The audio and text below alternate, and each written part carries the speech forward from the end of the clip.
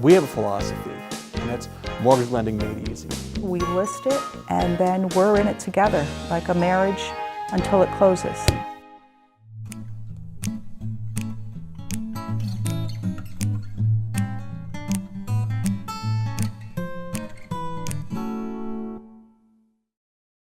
Hello everyone, welcome back to Up to Date in Real Estate with David and Claire. And hello Claire.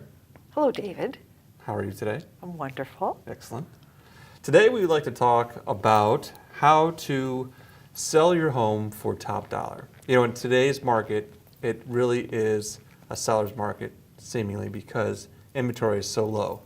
And one of the things that seems to be prevalent in many buyers' minds is the home being in great condition upon move-in. Many times, buyers don't want to go through the hassle of trying to complete this or that.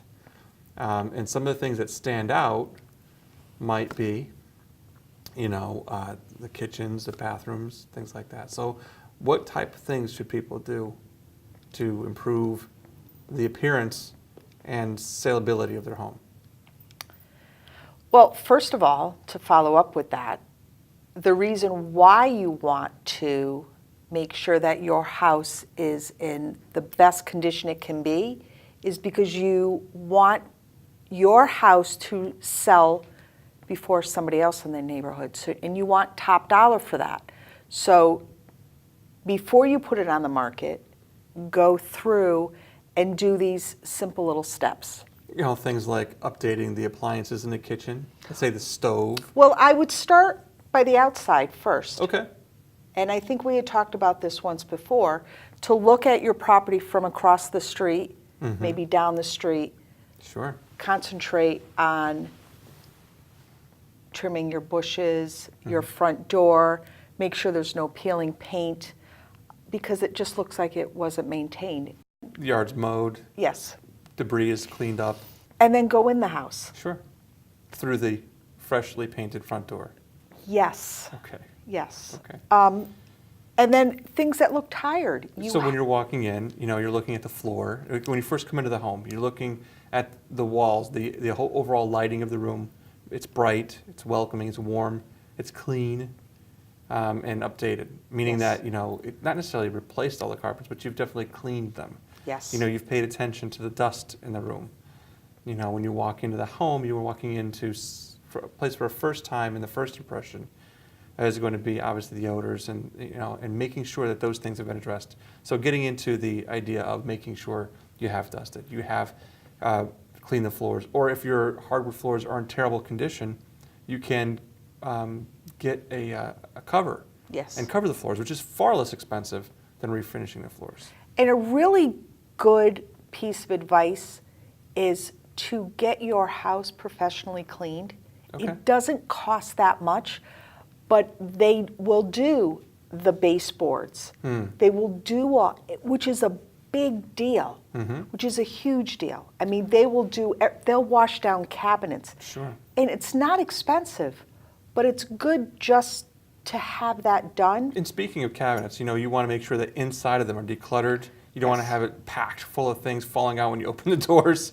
Or you get Yes. attacked by a can of beans or something, you know? Yes. And also, in addition, you want to make sure that if there's the dust inside of the cabinet is taken care of. You don't want to have any kind of buildup inside of the cabinetry, because that also, you know, can detract from the value of the home. And again, the professionally cleaning, they will do the shower, the shower doors, all of that stuff. Perhaps replace the curtain.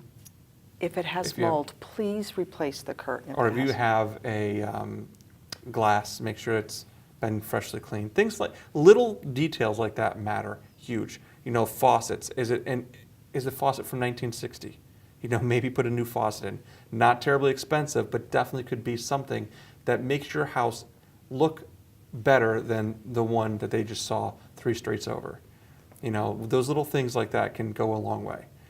You know, updated appliances, you know, can have a significant impact on the appearance of the kitchen, and the kitchen has an enormous impact on the value of the home. Huge. Yeah, It does. It's sure. very big.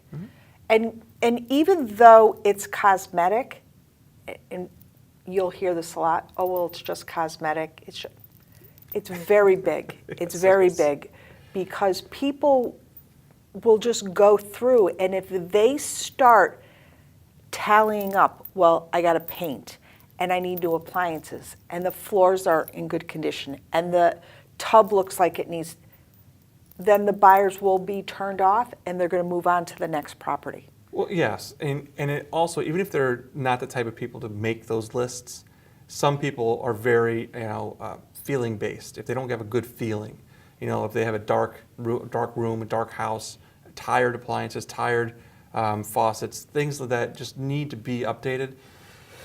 They'll just feel like they're just not comfortable there because they want to have, something that's going to suit them and their feeling, their need. And if you have something that's updated, more likely than not, that's not going to be the issue that's going to detract or make your house seem shabby versus something else that they've seen.